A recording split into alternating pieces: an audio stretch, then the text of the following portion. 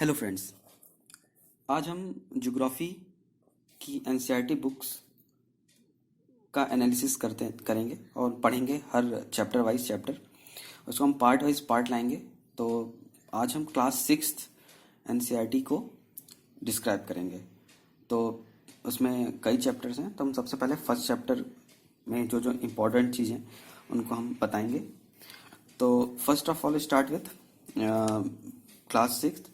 तो सबसे पहला चैप्टर है हमारा सोलर से। सोलर जो अपना सौर मंडल है। तो बिफोर गोइंग थ्रू सोलर, सबसे पहले हमको कुछ चीज़ें पता होनी चाहिए जिसमें इम्पोर्टेंट जो कोई एग्जाम्स में आ जाती हैं। कि सबसे पहले कि फुल मून किसे बोलते हैं। तो फुल मून बोलते हैं हम लोग पूर्णिमा को। ये आपको जनरली पता होता है कि फुल मून पूर्णिमा की बोला जाती है। उस समय पूर्णिमा में भी ही जो चंद्रमा होता है वो फुल शेप में होता है। लेकिन जो न्यू मून होता है, जो न्यू मून नाइट होती है, न्यू मून नाइट को अमावस्या बोलते हैं। अमावस्या बोलते हैं न्यू मून नाइट को। अगर जनरली हम क्लियर नाइट से जानते हैं कि जब आसमान में एक भी चंद्रमा नहीं होता है, ठीक है। तो न्यू मून, उसे हम न्यू मून नाइट भी बोलते हैं। तो ये चीज़ याद रखिएगा कि एक फुल मून नाइट और न्यू मून नाइट। तो एक पूर्णिमा होती है, एक अमावस्या। अब इसके अलावा कुछ और पॉइंट्स हैं, जैसे सेलेस्टियल बॉडीज। तो सेलेस्टियल बॉडीज क्या है? सेलेस्टियल बॉडीज हैं वो सब जो आसमान में रात में चमकते हैं। जैसे रात में क्या क्या चमकता है? सूरज चमकते हैं, तारे चमकते हैं, चंद्रमा चमकता है। तो मतलब और कुछ कुछ ग्रह चमकते हैं। भले वो किसी और की लाइट से चमक रहा हो, लेकिन वो सब एक सेलेस्टियल बॉडी का पार्ट है। दीज आर और अ पार्ट ऑफ सेलेस्टियल बॉडी। तो इसकी अगर डेफिनेशन लिखनी हो तो लिख सकते हैं कि सन, moon, planet and all those objects which shining in the sky, which shining in the night sky, shining in the sky in night. Okay. अब इसके बाद नेक्स्ट पॉइंट है स्टार्स।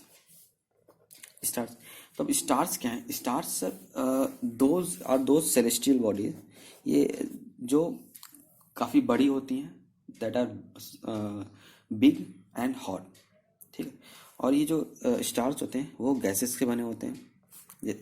गैसेस के बने होते हैं जो स्टार्स। और ये पॉइंट वाइज बता रहा हूँ कि ये सेलेस्टियल बॉडीज होती हैं स्टार, ठीक है। दूसरा, ये बिग और हॉट होती हैं। तीसरी, ये these are made up of gases.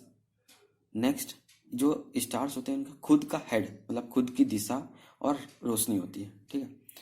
और रोशनी होती है, और जो ये रोशनी होती है, जो मतलब ये लाइट होती है, वे नेक्स्ट पॉइंट है वो दे इमिट देयर ओन सेल्फ, ठीक है। तो ये सारी प्रॉपर्टीज स्टार्स की होती है। तो स्टार्स के बारे में अपने आए तो ये कुछ पॉइंट लिख सकते हैं कि सेलेस्टियल बॉडी है, बिग एंड हॉट है, गैसेस से बना है, इनकी they have their own heat and light, और they emit their own light in large amount, ठीक है। और ये तो स्टार्स के बारे में हो गया। और एक चीज़ और, जो सन होता है वो भी एक तरह का स्टार है। तो सन के बारे में हम जानते हैं, वो सन इज क्या है? सन एक गैस का ही से बना हुआ होता है। वो बिग और भी है, और हॉट भी है। उसका खुद की लाइट है, किसी और से लाइट लेता नहीं है, और वो बहुत ज़्यादा अमाउंट में लाइट या एनर्जी इमिट करता है, ठीक है। तो ये स्टार्स का हो गया, ठीक। अब हम आते हैं नेक्स्ट, कॉन्स्टिलेशन। कॉन्स्टिलेशन आपने रात में देखे होंगे, चंद्रमा में कुछ कुछ, चंद्रमा आसमान में कुछ कुछ स्टार्स होते हैं, वो एक पैटर्न बना रहे होते हैं, ठीक। तो पैटर्न ही कॉन्स्टिलेशन होते हैं, ठीक है। तो इसको हम लिखते हैं कि various pattern formed by different group of stars. तो जो स्टार्स होते हैं उनका जो डिफरेंट तरह के ग्रुप्स होते हैं, जो मतलब पैटर्न बने होते हैं, वही कॉन्स्टिलेशन होता है। कई तरह की कॉन्स्टिलेशन अवेलेबल है। तो हम मेनली दो तरह के कॉन्स्टिलेशन पूछे जाते हैं एग्जाम में, या लोग पढ़ते भी हैं। फर्स्ट वन है उर्सा मेजर और बिग बियर। तो इसको ज़्यादातर लोग बिग बियर नाम से जानते हैं। और दूसरा है स्मॉल बियर और सप्तर्षि। तो दो याद रखिए, बिग बियर और स्मॉल बियर। स्मॉल बियर होता है सप्तर्षि, 7 सेजेस, ठीक है, 7 सेजेस। तो ये कॉन्स्टिलेशन का पार्ट होता है। अब ये जो कॉन्स्टिलेशन होते हैं वो कुछ कुछ चीज़ों में और मदद करते हैं, जैसे सप्तर्षि ऋषि। सप्तर्षि ऋषि का यूज़ हम, जो नॉर्थ पोल होता है, नॉर्थ पोल मतलब नॉर्थ पोल या नॉर्थ स्टार होता है, उसको हम डिटरमाइन करने के लिए भी करते हैं। कैसे करते हैं? जैसे जो हमारा नॉर्थ ये अपने सप्तऋषि तो उनको जो हम मार्क करेंगे, तो जब वो एक लाइन सीधी जाती है, जैसे मान लीजिए ऐसे कुछ बना, तो ये लाइन जब ये लाइन सीधी गई, तो यहाँ पे जो सबसे चमकता हुआ तारा होता है वो होता है नॉर्थ स्टार। तो इस तरह हम उस नॉर्थ स्टार को डिटरमाइन कर लेते हैं, और वो नॉर्थ स्टार सिर्फ डिटरमाइन, क्योंकि नॉर्थ स्टार इसलिए डिटरमाइन है ना, उसका यूज़ पहले के ज़माने में हम नॉर्थ डायरेक्शन को इंडिकेट करने के लिए करते कि इस डायरेक्शन में नॉर्थ। अगर हमारे पास पहले कंपास होता नहीं था, तो इसी तरह ही हम नॉर्थ साउथ ईस्ट वेस्ट ऐसे डायरेक्शन हम डिटरमाइन करते थे। तो उनको पता होता था कि ये पैटर्न जो ये पैटर्न है वो सप्तऋषि का है, दूर से दिखता ही है, या स्मॉल बियर का है, और इससे जब इसको ज्वाइन करेंगे तो ये जो स्टार होगा वो हमारा नॉर्थ स्टार होगा, तो हमारा वो नॉर्थ डायरेक्शन हो जाएगी। ठीक, तो ऐसे नॉर्थ स्टार यूज़ किया था। अब नेक्स्ट वन है प्लैनेट। तो हम प्लैनेट की बात करते हैं, तो प्लैनेट क्या है? Planet is also a celestial body, ठीक है, बट इसका अपना खुद का हीट और लाइट नहीं होते, मतलब ये दूसरों के लाइट से ही चमकते हैं, ठीक है, और उन्हीं की एनर्जी, उन्हीं की लाइट हीट रहती है इनमें, उन्हीं की हीट से ही इनका काम चलता है, ठीक है। और वो लाइट किसकी होती है? वो किसी स्टार की लाइट होती है। They are led by the light of star. ये तो इसका प्लैनेट का एक शॉर्ट डिस्क्रिप्शन हो गया। इसका जो प्लैनेट वर्ड है, प्लैनेट वर्ड आया है प्लैनेटाई, प्लैनेटाई जो एक ग्रीक वर्ड है जिसका मतलब होता है वंडर्स। प्लैनेट एक तरह के वंडर्स ही हैं, क्योंकि जब ये ब्रह्मांड बना तो कई टुकड़े ही हैं वो एक तरह से, तो वो टुकड़े ही प्लैनेट हैं। वो प्लैनेट में अब वो प्लैनेट कैसे बने, उसमें इतनी सारी प्रॉपर्टीज, मतलब वहाँ की कैरेक्टरिस्टिक्स हैं उसकी, उसमें जो मटेरियल पाए जाते हैं, जैसे अर्थ भी एक प्लैनेट है, लेकिन इसमें जीवन पाया जा रहा है, तो ये एक तरह से का वंडर है। नेक्स्ट, अब एक नोट करके लिख लीजिए, जो आपको पता भी होना चाहिए, कि जो जुपिटर, सैटर्न और यूरेनस या यूरेनस, जो कुछ मतलब सब लोग अपना अलग अलग जैसे डिफ्रेंशिएट कर सकें, तो जुपिटर, सैटर्न और यूरेनस, ठीक है, ये इन तीनों के चारों ओर रिंग्स होती हैं। किसी के चारों काफ़ी डेंसली होती, तो जो हम लोग देखते नहीं कि मतलब किसी एक के चारों ज़्यादा रिंग दिख रही हो, तो हम समझते हैं इसी के चारों रिंग, बल्कि एक्चुअली जुपिटर, सैटर्न और यूरेनस तीनों के चारों ओर मतलब वो सराउंडेड होते हैं रिंग से। जो रिंग होती है वो एक बेल्ट होती है, वो बनी होती है स्मॉल डेब्रिस से। अब डेब्रिस क्या है? डेब्रिस होता है जो काफ़ी चीज़ें टूटती रहती हैं ब्रह्मांड में, तो उन्हीं का एक फ्रेगमेंट है रॉक का, जो उसमें से हर जगह रॉक, तो रॉक क्या है? रॉक हर जगह ही होता है, पृथ्वी है, वो सब एक तरह से हर चीज़ एक रॉक की बनी होती है, ठीक है, तो वो रॉक का फ्रेगमेंट ही होता है, डेब्रिस कहलाता है। तो जो जुपिटर, सैटर्न और यूरेनस, ठीक है, इन तीनों के चारों ओर रिंग्स होती हैं, और रिंग्स किसकी बनी होती हैं? डेब्रिस की बनी होती है। डेब्रिस क्या होता है? Debris small amount accumulation of fragments of rock, ठीक। तो यहाँ तक ये नोट्स लिख लीजिए। उसके बाद हम नेक्स्ट आते हैं हम लोग एस्टेरॉयड एंड मेटेरॉइड्स, इसके बारे में हम बात करेंगे। तो एस्टेरॉयड क्या होता है? एस्टेरॉयड भी स्मॉल पार्टिकल्स होते हैं, मतलब इस तरह जैसे डेब्रिस फ्रेगमेंट्स ऑफ रॉक ऐसे ही होता है। तो पहले हम आते हैं, तो सबसे पहले हम अपना सौर मंडल देख लेते हैं किस तरह होता है। तो सभी जानते हैं कि sun itself energy, and it has 9 planet, and their planet itself their own satellite, ठीक है।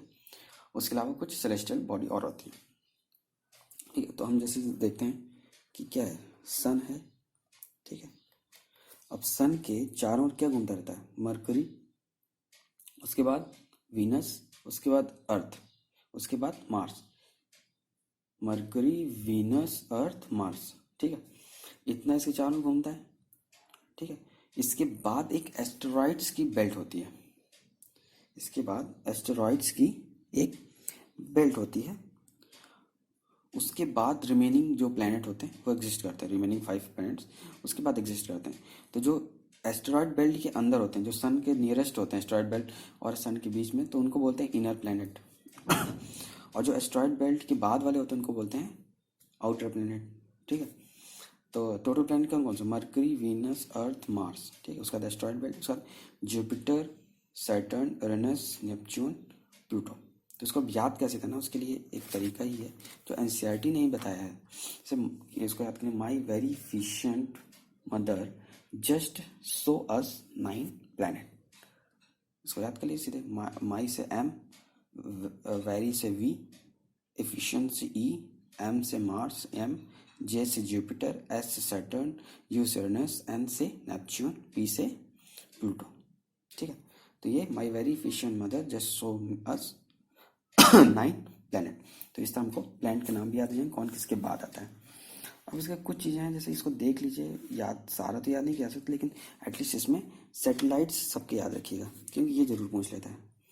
तो सबसे पहले हम क्या है, सबसे पहले Mars, Venus, Earth, sorry Mercury, Venus, Earth, Mars, Jupiter, Saturn, Uranus, Neptune, Pluto. ठीक, तो मार्स सॉरी मरकरी के सैटेलाइट एक भी नहीं है, 0 है। वीनस के भी एक भी नहीं है, लेकिन अर्थ का एक है। उसके बाद मार्स के 2 सैटेलाइट हैं। जुपिटर, याद रखिएगा, मार्स के अर्थ के बाद से चालू हो जाता है, अर्थ का एक, फिर मार्स के 2, उसके बाद मार्स के बाद फिर जुपिटर आता है।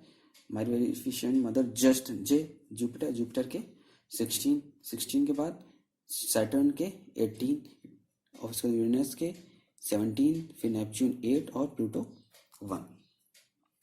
3 नंबर ऑफ सैटेलाइट्स हैं, तो इनको जरूर याद कर लीजिए। भले ये अराउंड सन कितना टाइम लगता है उसको रोटेट करने में, या its own axis, about its own axis कितना उसको अपने एक्सिस पे रोटेट होने में कितना समय लगता है, यही सिर्फ अर्थ का जान लीजिए और मार्स का जान लीजिए, इनफ है।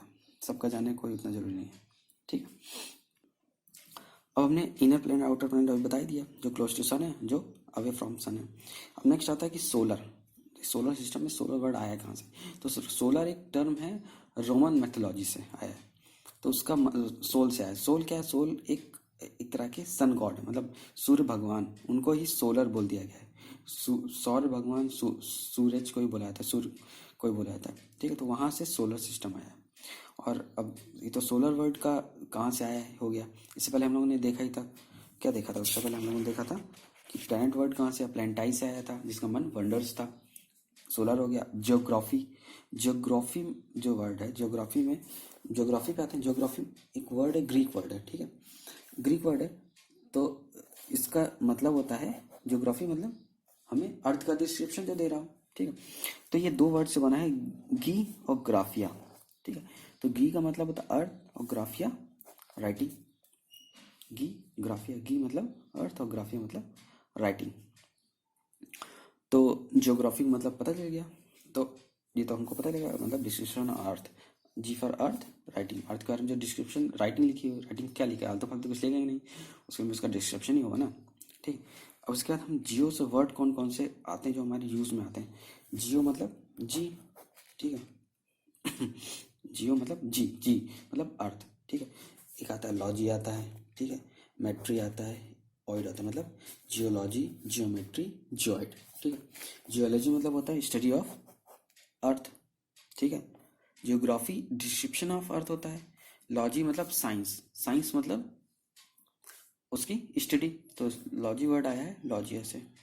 मेट्री वर्ड है मेजरमेंट, वो आया है मेट्रिया से, उसका मतलब है मेजरमेंट ऑफ अर्थ। ठीक है, जियोमेट्री। जियोइड ये आया है ऑइडस से, ऑइडस से आया, जिसका मतलब होता है रिजेंबलिंग द शेप और form of earth. Resembling the shape और फॉर्म मतलब जो अर्थ का फॉर्म, अर्थ किस फॉर्म, पूरा गोल नहीं है, वो जियोइड फॉर्म बोलते हैं अर्थ के फॉर्म को। तो उसका रिजेंबल और उसका किस फॉर्म है अर्थ, तो उसको बताता है जियोइड। ठीक, अब कुछ इसमें टर्म्स हैं, उनको आप बस देखते जाइए। सबसे पहले एस्ट्रोनॉमर्स क्या होते हैं? एस्ट्रोनॉमर्स होते हैं जो सेलेस्टियल बॉडीज की स्टडी करते हैं। ठीक है, एंड उसका मूवमेंट, मतलब जो अपने अर्थ, प्लैनेट, स्टार, सौर मंडल, ठीक है, इसका पूरा ये क्या मूवमेंट हो रहा है, ठीक है, कैसे हो रहा है, कौन कौन सी बॉडीज़ हैं, कौन सी नई बॉडीज़ हैं, कौन सा धूमकेतु या जैसे टाइप एस्ट्रॉयड है, कौन आ रहा है कौन नहीं जा रहा है, इस सब इसका मूवमेंट और ये सब हम पढ़ते रहे, वो लोग एस्ट्रोनॉमर्स पढ़ते हैं। ठीक है। In India Aryabhata Aryabhata is a famous astronomers. ठीक है, Aryabhata is a famous astronomers. अब हम आते हैं नेक्स्ट। ठीक है, तो ये इंट्रोडक्शन टाइप में ही है। अब आते हैं सन। ठीक, तो सन क्या है? Sun is the centre of solar system. इसी से सब काम ही चलता है सोलर सिस्टम में। ठीक है, इसको बताया था कि जैसे स्टार की जो प्रॉपर्टी है वही सन की प्रॉपर्टी है। It is made up of hot gases. ठीक है, और ये जो सन होता है ये एक फोर्स प्रोवाइड करता है जो सोलर सिस्टम को बांधे रखता है, बाउंड कर रहता है। ठीक है, अर्थ सोलर सिस्टम को बांधने के लिए एक फोर्स निकाल रहता है, उसमें वो प्रोवाइड करता है जो सोलर सिस्टम को बांधे रहता है। ठीक है, तो ये सन का डिस्क्रिप्शन। अब एक डिस्क्रिप्शन जनरली आप पढ़े भी होंगे कि वीनस जो होता है, वीनस को ट्विन अर्थ भी बोलते हैं। ट्विन अर्थ, ट्विन या ट्विन अर्थ क्यों बोलते हैं? क्योंकि इसका शेप भी सेम ही है अर्थ के जैसा ही, और साइज और शेप दोनों सिमिलर टू अर्थ है इसका। ठीक, इसलिए इसको बोलते हैं। अब अर्थ के बारे में क्या बोला जाता है? अर्थ जो है अपना अर्थ है जिसमें हम रहते हैं, हम लोग रहते हैं, वो फिफ्थ लार्जेस्ट प्लेनेट है। फिफ्थ लार्जेस्ट प्लेनेट है Earth. Earth is the fifth largest planet. याद रखिएगा, कभी कभी पूछ लेता है कि Earth comes in which priority, in which ranking in the मतलब इन लार्जेस्ट प्लेनेट सिस्टम, तो it comes in the fifth rank. Okay, और it is slightly flatten at poles, इसलिए बोला जाता है कि गोल नहीं है या स्फीयर नहीं है, ये एक दूसरा फॉर्म है जिसे हम जियोइड फॉर्म बोलते हैं, नेक्स्ट और क्या है कि earth is a blue planet. Blue planet क्यों बोलते हैं? क्योंकि यहाँ पे सबसे ज़्यादा पानी है, पानी सबसे ज़्यादा है, 2/3 पार्ट में पानी है, तो इसलिए ब्लू प्लैनेट बोलते हैं। इसको लाइक आपको याद रखनी चाहिए। जो लाइट है, सन की लाइट है, वो ट्रैवल करती है, स्पीड होती है 3 × 10⁵ किलोमीटर पर सेकेंड। 3 × 10⁵ किलोमीटर पर सेकेंड। याद है कि किलोमीटर पर आवर नहीं, किलोमीटर पर सेकेंड है। ठीक है, ये सब आप पढ़े भी होंगे बचपन में, फिर भी एक बार याद रखने के लिए, क्योंकि पूछ ले, हर चीज़ याद नहीं रहती बचपन की। सन की लाइट अर्थ पर 8 मिनट में पहुंच जाती है। उसको 8 मिनट लगता है सन से अर्थ तक पहुंचने में। अब कुछ टर्म और याद कर लीजिए, ये सब नोट में आप नोट करके डाल दीजिएगा कि डाई ऑफ मून जो होता है वो अर्थ का 1/4 है। अर्थ का 1/4 डाई ऑफ मून है। और ये भी याद होना, पता होना चाहिए कि जो मून है वो 27 डेज में अर्थ की परिक्रमा कर लेता है। जो फुल मून और क्लियर नाइट होती है ना, वो इसी वजह से, इसमें 27 डेज वाला सिस्टम चलता है उसमें। ठीक है, तो 27 डेज में कंप्लीट कर लेते हैं। अब सबसे पहले मून पे कदम रखने वाले कौन थे? सब जानते हैं, नील आर्मस्ट्रांग। लेकिन कब रखें ये आपको जरूर होना चाहिए। 29 जुलाई 1969, 29 जुलाई 1969 को नील आर्मस्ट्रांग ने मून पे का सबसे पहला कदम रखा था। ये पता, इस इंपॉर्टेंट पॉइंट से जो डायरेक्ट वन लाइनर करके आ जाते हैं। सबसे लार्जेस्ट एस्ट्रॉयड कौन सा है? Ceres is the largest asteroid. Asteroid क्या होता है? Asteroid is a part of planet. कोई प्लैनेट मान लीजिए टूट गया या कहीं से उससे कोई कुछ टकराया, तो उससे जो एक पार्ट निकल के बाहर ब्रह्मांड में घूमता है, उसे ही एस्ट्रॉयड बोला जाता है। तो ये मेट्रॉयड क्या होता है? Meteoroid small piece of rock which moves around sun. Meteoroids होते हैं, उनको मेट्रॉइड्स बोलते हैं। गैलेक्सी क्या होती है? गैलेक्सी होती है वो system of billions of star and cloud of dust and gases. तो गैलेक्सी होती है, इसमें बिलियंस ऑफ स्टार होते हैं, क्लाउड होता है, डस्ट होता है। ठीक है, यूनिवर्स कहते हैं यूनिवर्स ऐसी such galaxy, millions of such galaxy comes under universe. तो आप समझ लीजिए हम लोग अर्थ में रहते हैं। अर्थ एक सोलर सिस्टम का भाग होता है उस, ठीक है। सोलर सिस्टम भी, एक गैलेक्सी में कई सोलर सिस्टम होते हैं, और एक यूनिवर्स में मिलियंस ऑफ गैलेक्सीज होती हैं। ठीक है, तो सबसे पहले तो अगर देखा जाए इसका वो चार्ट बना जाए, मतलब एक तो उसमें क्या सबसे बाहर सबसे बड़ा होता है यूनिवर्स, उससे होता है गैलेक्सी, तो हम लोग जिसमें रहते हैं वो मिल्की वे गैलेक्सी, उसके अंदर सोलर सिस्टम होता है, उसके अंदर प्लैनेट होते हैं, ठीक है। तो जैसे हम उसके अंदर रहते हैं, तो हम यहाँ रह रहे हैं, यहाँ पे हम रह रहे हैं, वी इंसान यहाँ पे रहता है, ठीक है, हम यहाँ रह रहे हैं, ठीक है। और बताइए कितना बड़ा सिस्टम है, ठीक है। तो please like, share, subscribe and comment. हमारे चैनल को लाइक करना जरूर मत भूलिए। और इसके पार्ट वाइज पार्ट हर चैप्टर वाइज हम निकालेंगे ज्योग्राफी का, हर क्लास में। क्लास 6 के सारे चैप्टर, फिर क्लास 7 के सारे चैप्टर, ऐसे क्लास 8, 9, 10, 11, 12 ऐसे करके हम सारे चैप्टर पार्ट वाइज में निकालेंगे। Okay, thank you.